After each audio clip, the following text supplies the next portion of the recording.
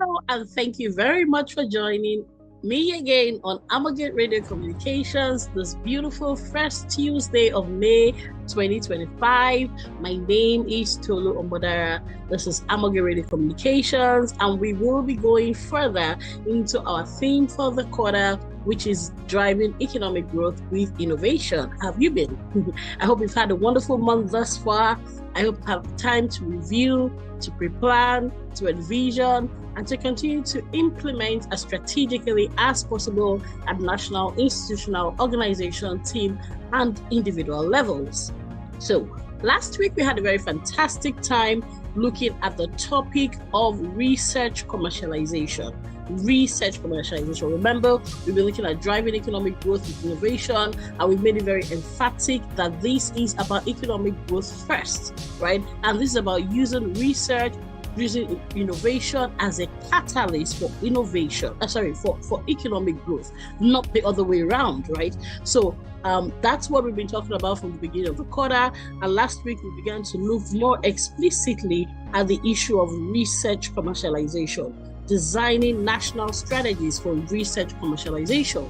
Because as you will find out as we go deeper into this week's episode, sometimes nations do not have effective strategies for research commercialization, for technology commercialization, and sometimes when they do have clear strategies, they are not measuring those strategies, they're not finding out what's working, what's not working, and so on and so forth, right? But let's do a quick recap of some of the highlights of last week, and we go deeper into this week by God's grace. My name again is Tolu Ombodara. This is Amalgate Radio Communications. We're looking at the theme, driving economic growth with innovation, and we are continuing last week's conversation, which was on designing national strategies for research commercialization. So last week, some of the highlights, like we always do, we'll quickly go over some of the key highlights from last week. Some of the highlights are: one, we were not just talking about experimentation of ideas, we are now talking about scaling, right? Scaling. That's experimentation that will lead to scaling and full-scale commercialization. And like we said last week, when we talk about scaling, we are now talking about, production on a whole scale level, right? Where you begin to derive maximum economic value from economies of scale, from large scale production, from market penetration, from global level competitiveness, and so on and so forth. So this is the kind of economic value that we are talking about. We're not talking about a low level economic value at all. We're talking about whole scale economic value that is impacting your GDP, impacting your GDP per capita, driving employment, growth of jobs, and so on and so forth, right? So this kind of a full-scale commercialization of research has to be intentionally planned, and it must be driven first of all by economic goals. It is the economy before the innovation, not innovation before the economy, right? That means that your economic goals are clearly spelled out, and you're now asking yourself, what role does innovation have to play in helping to attain these economic goals? Very important. So many times we said last week, there is a huge gap between strategy and execution, between policy and implementation. Therefore, innovation implementation frameworks need to be strong. I'll say that again. Often there is a huge gap between strategy and execution, between policy and implementation. Therefore, innovation implementation frameworks need to be strong. Now, why do we need innovation implementation frameworks? Because like we've been saying from the beginning of this program and also the precursor programs, it is very easy, significantly easy compared to innovation to be creative, right? Creativity is about coming up with an idea, it's about creating, it's about inventing. When you're talking about innovation is from conceptualization all the way to commercialization, right? So when you talk about innovation and you're talking about commercialization, there first needs to be implementation. So you're not just piloting, you're also implementing on a certain scale, and then you're now trying to, scale up. Now, for that to happen, implementation frameworks must be honestly top-notch, near excellent, if not completely flawless. So for that kind of innovation to happen, the kind that will lead to commercialization, the implementation frameworks must be strong. That's one point we made last week. I will continue to emphasize it even as we go into today's topic. But let's do our recap a little bit further, and then we go into the deep of this week. We also said that innovation systems, which only earn the name if they lead to commercialization, must be deliberately designed to promote and guarantee economic value. I repeat, innovation systems, which will only earn the name if they lead to commercialization, must be deliberately designed to promote and guarantee economic value. In other words, once you are building innovation systems, national innovation systems, the absorptive capacity must be pre-planned. It must be intentionally. It's like designing educational systems and not putting national development purposes in mind. You do not educate outside of your national goals. It must be intentional, right? It must be preconceived. It must be pre-designed. It cannot afford to be an afterthought. This was one point we made emphatically last week, and we are reiterating it even as we recap this week, right? So you cannot, engage in creative activities as a nation or have, a framework or processes to stimulate creative activities. And after those creative activities have been carried out, you then begin to say, oh, how do we make money of this? No. You must preconceive the innovation for commercialization policy. As you are designing your innovation systems, the point of commercialization of economic value must already be embedded. The purpose, the process must already be embedded into that innovation system, into that national innovation framework, right? Into that national innovation strategy.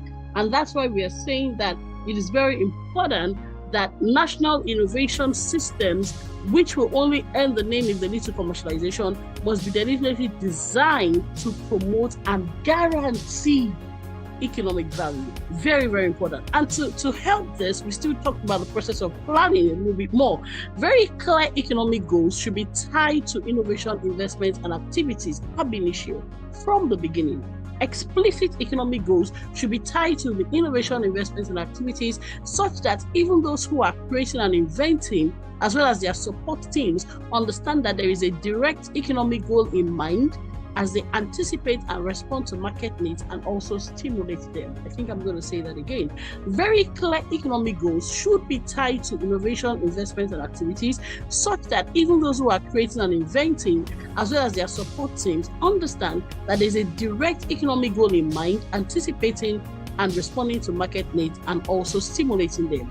So from the planning point of view, from the national level, right, when you're setting you're designing your national innovation systems, it must be in tune with the national economic goals, right? So that there is the necessary synergy, the necessary sync between national innovative activities, national innovation processes, national innovation systems, national innovation strategies, and national innovation policies, and the economic goals. The innovation must be directed as helping to attain the national economic goals, right? The innovation must be directed at stimulating, enhancing, facilitating, supporting the attainment of the national economic goals. This must be clearly facilitated. That synergy, that sync must be explicitly, intentionally, deliberately, and effectively facilitated and stimulated between the economy and innovation. Very, very important, right?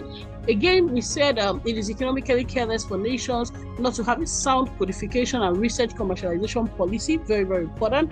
It's like it's like farming and leaving your harvest. It's like planting a seed and leaving your harvest for others to gather. So the research commercialization, right, which is where the economic value stimulation and economic value optimization comes to play, right? That commercialization, the codification there means patenting, ensuring you have intellectual property registered, and so on and so forth. That process is very, very important for commercialization, because you cannot commercialize what you don't have ownership of. So as creative activities are being done, as breakthrough ideas are being created, it's important for nations to have a codification strategy to support the creators and inventors, so that they do not invest in creative activities either through grants, either through fellowships, through education, through training. Nations do not invest in all of that, and then you leave the harvest on the ground for other nations to come and take advantage of, simply because there is no codification strategy. So we said that 2 weeks ago, and we re-emphasized it last week as well, that it is economically careless for nations not to have a sound codification and research commercialization policy. How exactly do we want to derive maximum economic value from this research and creative activities, right? Again, we said we now need to begin to look at how to drive economic growth through innovation, especially innovation that can deliver maximum value. Now, this maximum value often comes from operating at the higher ends of the global value chain, where your nation has added more value to products. This is extremely important. Nations need to look at what they have, right? And they need to ask themselves, how can we use innovation to enhance, to optimize, to ease the process of value addition? Because if there is no value addition and you're still exporting raw materials, you are very likely to be operating at the lower ends of the global value chain. You are very likely to be getting the least value possible because you are exporting materials in their raw state. And if you're not careful, like we said last week, you'll be re-importing those same materials after other nations have added value to it, and they will be charging you a premium. To start with, it is highly inefficient. Number two, it is very, very economically wasteful, right? And of course, there's a lot of loss in the process. If nations can tie innovation to value addition, one of the things they are likely to gain from that process is that they would then be able to grow their manufacturing, improve upon their manufacturing if they've grown it already. They would also be able to, of course, reposition themselves as a global hub, because what you do when you practice value addition, what you do is that you could become a center of economic activity.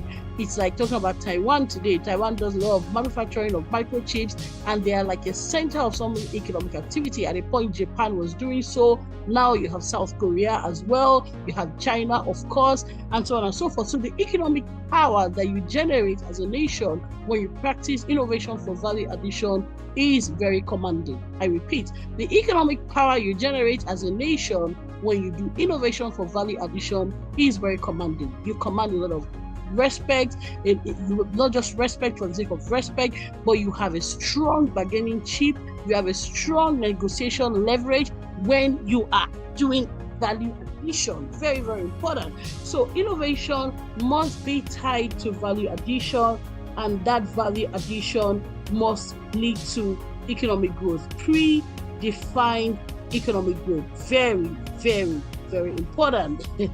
My name is Tiwitolu Amadara. This is Amoge Radio Communications. Remember, we're looking at driving economic growth and innovation. We're very passionate, very intentional, very deliberate, very focused on the economic value that must be derived from innovation activities. It cannot afford to be innovation for the sake of innovation, and that, by the way, can never be innovation. That can be activity, like we kept emphasizing. When you're talking about innovation, it's all the way from conceptualization to commercialization, and the bridge of codification and implementation helps to get to that level. Let's take a little bit more of what we did last week, and then we go into the deep of this week.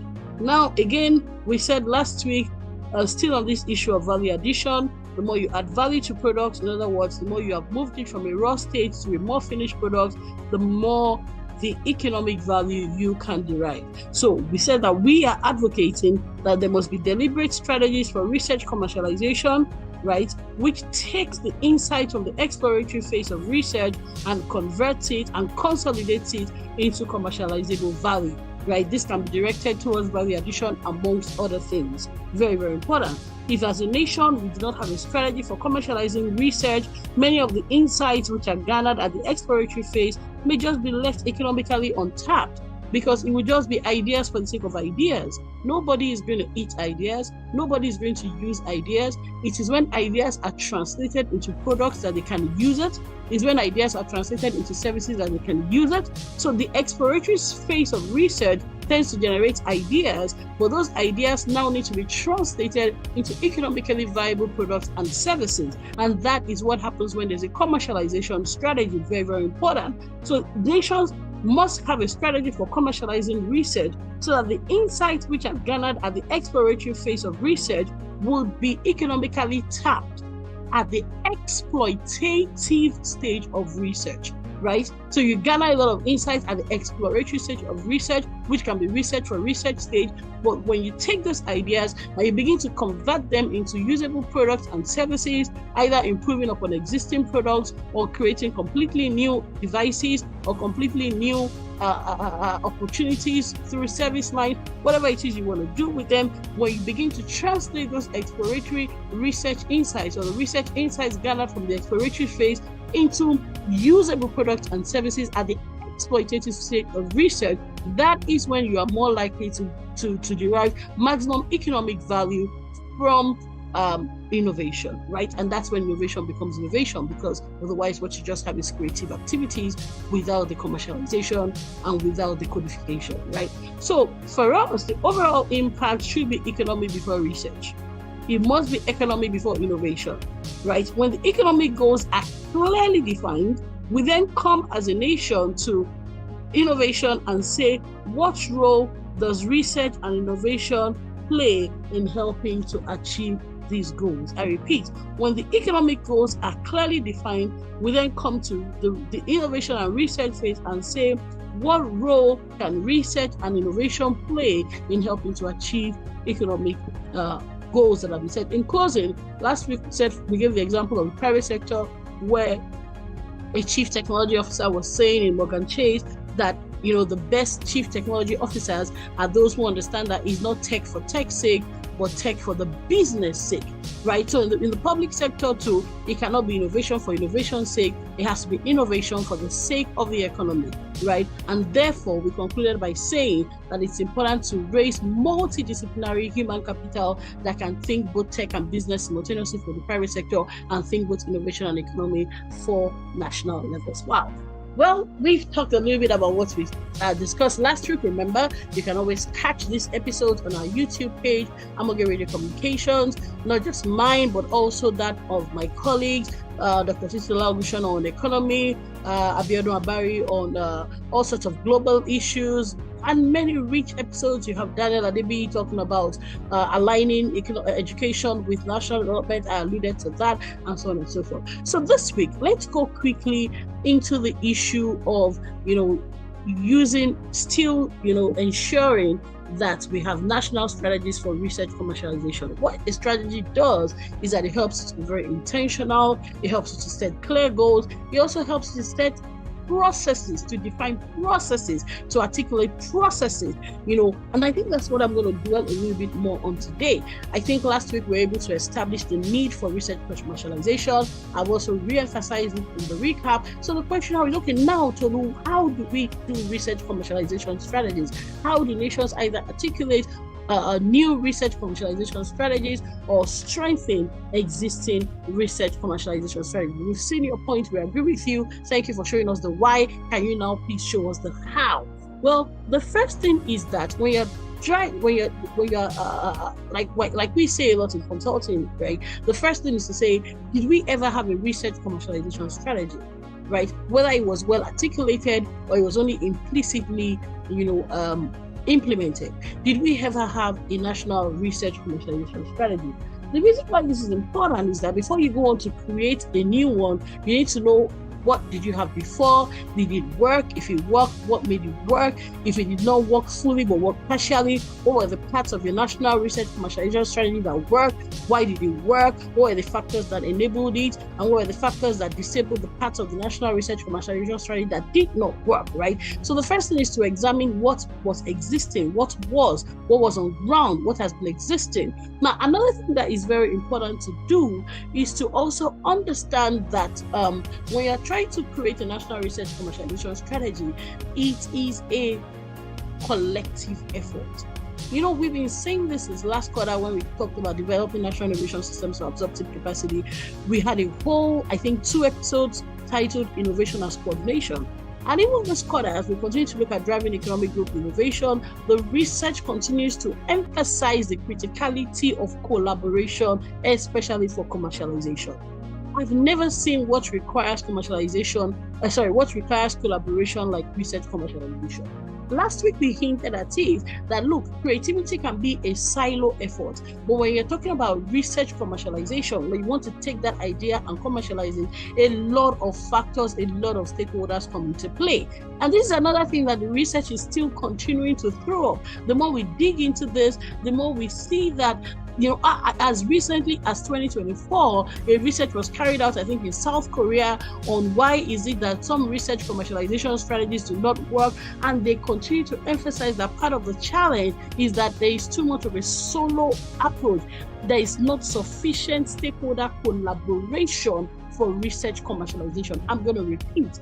Remember, as consultants, we want to look at what worked. Why is it working? What didn't work? Why is it not working? What have been the hindrances? And the nations that we've looked at, including South Korea, they continue to say part of the challenges to research commercialization is that there is too much of a silo approach, right? Now, of course, South Korea is where you probably, where the phone in your hands is probably a Samsung and was probably produced in South Korea. So it's not like they have achieved nil results when it comes to research commercialization, but of course they always want to do more. So even the nations that are doing well are still saying that one of the critical catalysts for commercialization, for research commercialization, is multi-sector collaboration.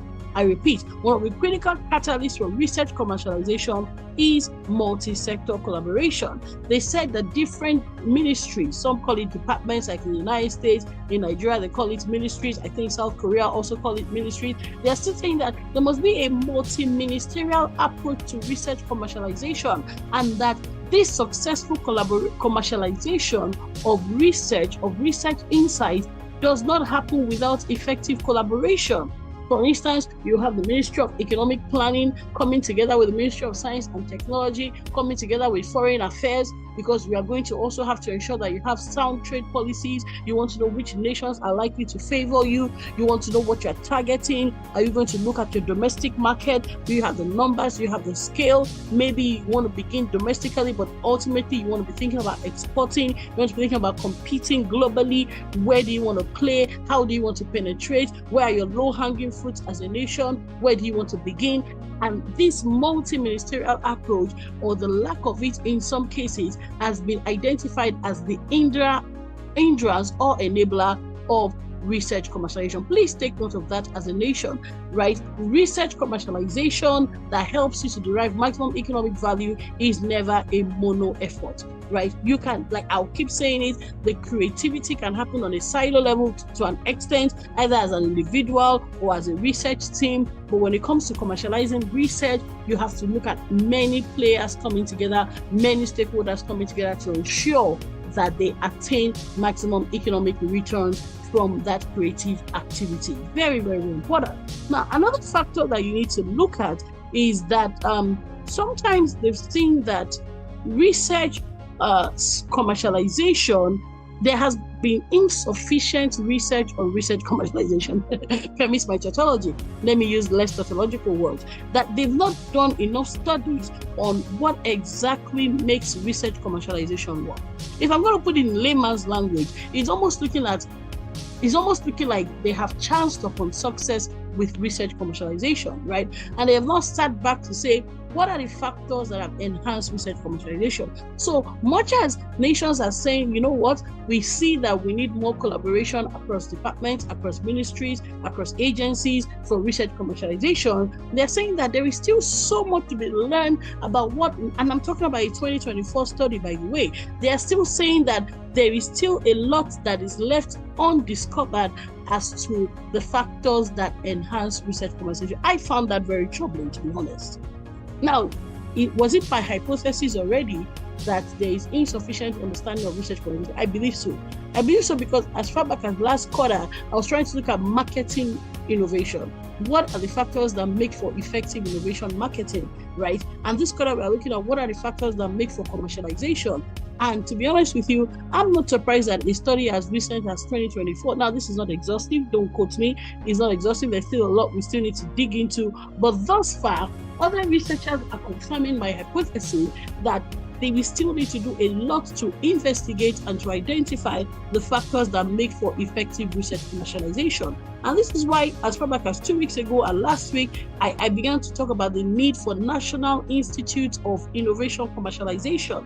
It is really important to have dedicated institutes that their only focus is on research commercialization, innovation, what helps us to get full-scale innovation through commercialization, right? Especially at scale. So there is insufficient study is another thing that the research seems to be indicating. We still don't know the factors that enable full-scale research commercialization, full-scale, optimization of research insight. How exactly do we need to get this, right? And one of the things I would say is that just like we fund research activities into science, into medical technologies, into financial technologies, and I can go on and on. Many of these things I've been saying since last quarter are deliberately stimulated through collaborations between academia and industry, through all kinds of funding, sometimes scholarships, sometimes fellowships. In the same way, I think that this is one dimension I'm introducing this week. I think it is time to begin to fund research into pathways to effective commercialization. I repeat, I strongly want to recommend that it is time for nations to begin to fund greater level of research, more comprehensive and incisive research into factors that enable research commercialization. Because, like I said at the beginning, even as consultants, we know in Amalgate that you can't just say, oh, this is working or this is not working. I remember doing an 18-month study a couple of years ago, about 5-6 years ago, and there was a hypothesis. It was a homelessness research study. So there was a hypothesis that, if you provide homes or shelters for children who did not have shelters or homes, they were going to do better than children who had homes. And we did an 18-month study, but we also took the multisectoral approach, by the way. We involved the school districts, we involved of course, the parents, we involved the pilot students or the students who were researching, and we did a comparative study between the students who had just been moved into a stable home, and the students who did not have a stable home. You would have thought that the students who were, if I were to ask you and you were to give me an answer, I can imagine you would say, the students who were moved into a new home would do better than those who were still homeless, right? But at the end of the 18 months, we actually found that the students who had been moved into a home did not do better. And when we reflected from the data, from our interactions, we had interviews, we had focus group sessions, we had surveys, we had to further hypothesize that the process of moving them may have been more disturbing, because much as they've been homeless, they've also developed some kind of routine around their homelessness that their parents can plan around. But when you move them, it's a new phase, and that process of transitioning needs to be better supported to ensure that the intended outcomes of the stability are actually achieved. That is how research can be, right? Sometimes you would easily assume, and that's why in research we say, what assumptions are you holding? Number one. Number two, hold those assumptions lightly.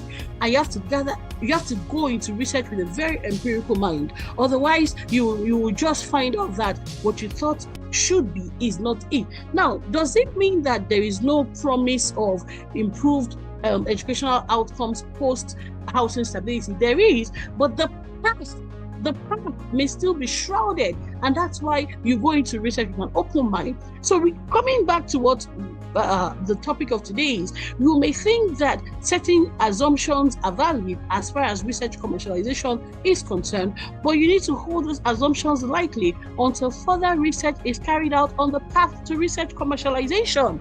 Many assumptions may be invalid, not necessarily because they don't hold some promise, but because they have not been sufficiently researched, and the pathways to ensuring that the expected outcomes are actually achieved may not be as smooth as you think. So I found this a little bit disturbing that even a 2024 study, which is just last year in South Korea, is still highlighting that there is insufficient research into the path to research commercialization. that is something we definitely need to deal with. We need to begin to conduct more research, sponsor, just like we are funding the research for science, funding the research for creativity, so that especially at the national level, we are not wasting all of this investment, this innovation investment. We also now begin to, fund the research into the path to the commercialization of research. We need to fund studies, empirical studies. We need to look at nations, I think, like the United States, that have done better with the commercialization of research. I hinted at this last quarter. I'm repeating this compared to Europe. Remember when we looked at the inputs, outputs, the Global Innovation Index model that compared the inputs to the outputs, and we looked at Europe, we looked at some nations in Europe, and we found out that I think Denmark, the Netherlands, about 3 or 4 European countries or countries in the Eurozone tended to do better with the input-output ratio. For many other nations, they were just pouring innovation investment, but they were not getting corresponding output. That's what happens when you are not intentional about measuring the efficiency, not just the effectiveness. Effectiveness could just mean that you're actually creating new products, but efficiency means that you are getting the bang for your buck, like they say, right, in some countries. Or it means, in layman's terms, that you are getting full returns on investment, right? That you're optimizing the innovation investment. And that's why we emphasize the measurement factor a lot last quarter. Please, you will do well to look at that episode on our YouTube page, Developing National Innovation Systems for Absorptive Capacity. And we began to look at how do you measure the efficiency of your innovative activities as a nation. How do you ensure that the innovation investment, the innovation inputs are producing the expected output? Of course, it begins with goal setting. Now, in this quarter, we are looking at the path to research commercialization, and we are seeing again that there needs to be stronger frameworks. There needs to be, first of all, for understanding what helps to enhance research commercialization, what are the assumptions, what are the factors that have been proven, what are the factors that need to be further researched, and these things also need to be contextualized. For instance, the American nation, the United States, is a capitalist country, right? So sometimes if you develop a path to commercialization of research in the United States, it may not necessarily work in the less capitalistic nations in the Europe area. But there have been Euro area nations like Denmark, for instance, that have been able to achieve efficiency in terms of innovation input versus output. So you don't have to be a capitalistic nation to attain efficiency in terms of innovation, right? Where your innovation outputs give you the bang for the buck with respect to your innovation inputs. In other words, where you are commercializing research or where you are ensuring that you are deriving optimum economic value from your innovation investments. Nations like Denmark, I think Sweden and Finland also prove that it is possible to attain efficiency with regards to your innovation investment. In other words, it is possible for you to attain significant economic value from innovation. But these things were measured. They were clear goals, and that's what I'm emphasizing. Like, the path to research commercialization must be intentional. And a strong point from this week is the intentionality begins by examining what is working and what is not working. Right? Do we even have a framework for research commercialization in our nation? Is the first one you should ask. Have we ever had, whether explicit or implicit? If we had, did it ever work? If it worked, did it work in full? If it did not work in full, what parts of it worked? Why did it work? Why did it not work? Of course, there must be cross-country comparison and contextualization. Nations that are similar to us, nations that have similar factors like ours, did it ever work? Did they have a path to research commercialization? What were the factors that enabled it? What were the factors that hindered it? And if we want to also set aspirational stretch goals, we also do not have to stay with nations that are similar to us. I gave the example last quarter of some nations that were at the lower level of the innovation efficiency index. It's called GII, the Global Innovation Index, the framework. There were nations that were at the lower level, but they grew, right? When we gave the different examples of the different nations, there were some nations that were steadily on top, but there were nations that also were what you may call the most improved nations. Those nations is not just say, oh, this is where we are and this is where we would always be. They set clear goals in terms of innovation efficiency, and they began to get better bang for their buck as far as innovation for economic value is concerned. Well, I think I want to draw a curtain on this edition of the program. I want to believe I've made the point as clearly and emphatically as possible. Designing a path to research commercialization begins with identifying where you are as a nation. We've talked about the why last week. I've also emphasized a little bit at the beginning of this week's episode by recapping some of the highlights from last week. It's not innovation for the sake of innovation, it's innovation for the sake of a company. Just like it's not tech for tech's sake, but tech for business sake. It begins by having clear economic goals, whether in terms of GDP, in terms of GDP per capita, in terms of economic diversification. However you want to define your economic goals, it must be clear economic goals, and innovation must be engaged to facilitate the attainment of those economic goals. 1. 2. Once you have those clear economic goals, you now have to ask yourself, what is our path to research commercialization? What is our strategy for research commercialization? In other words, what is the strategy for ensuring that we are deriving optimum economic value from our innovative activities? Do we have one? Did we ever have one? Did it work? What worked? Why did it work? Why didn't it work? Now, what are other nations that have been able to successfully commercialize their research, that have been able to optimize economic value from innovative activities? What have they done well? What has worked contextually? What can we derive? What lessons can we learn? How can we adapt that to our context? And what can we create that even never existed? As far as the path to research commercialization is concerned, research commercialization itself is an area for innovation, and that's why I also said it is important to begin to have institutes for the commercialization of research, fund the research into research commercialization, begin to fund studies that examine, what are the factors that can enhance a smooth, efficient, and speedy path to research commercialization, so that we are deriving maximum economic value for the sake of the nation, the people, the economic growth, development, and of course generations to come. Like I said last week, we are passionate about this issue, so permit our so to say emphatic nature, our emphatic approach to this issue. It can no longer be innovation for the sake of innovation, and that does not even merit the name innovation. That can just be creativity.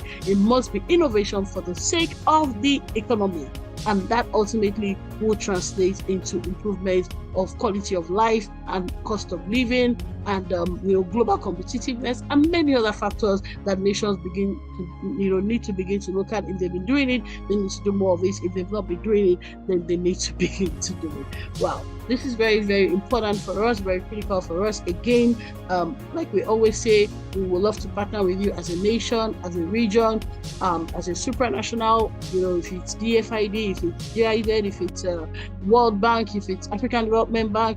These are contexts in which we've worked. If it's ECOWAS, if it's EAC, East African countries, if it's nations in Asia, this is our strength, this is our passion, not just our strength. We are very intentional about national development, hence our vision, which is to enable transformational leadership in the nations of the world.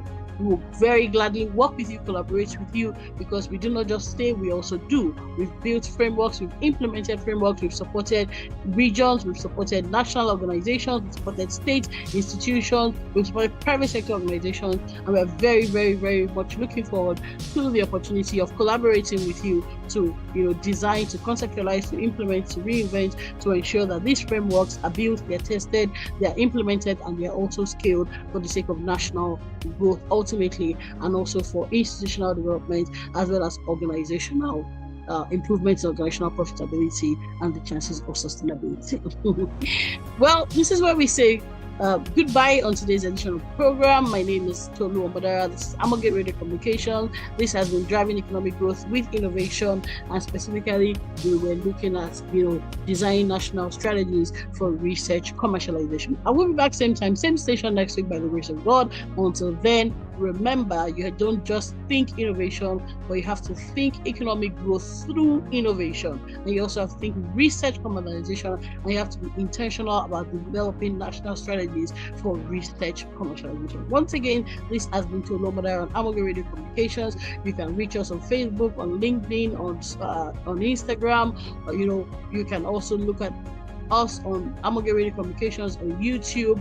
There's so much policy rich content that we have out there, and we look forward to hearing back from you. You can send a message to us on contact@theamogate.org. You can check out our website on www.theamogate.org. On stand back, same time, same station next week. My colleagues will be here from tomorrow again, all the way through Friday, sharing deep, enriching, and of course, policy enabling content. Thank you so much, and see you same time, same station next week. Until then, have a good one.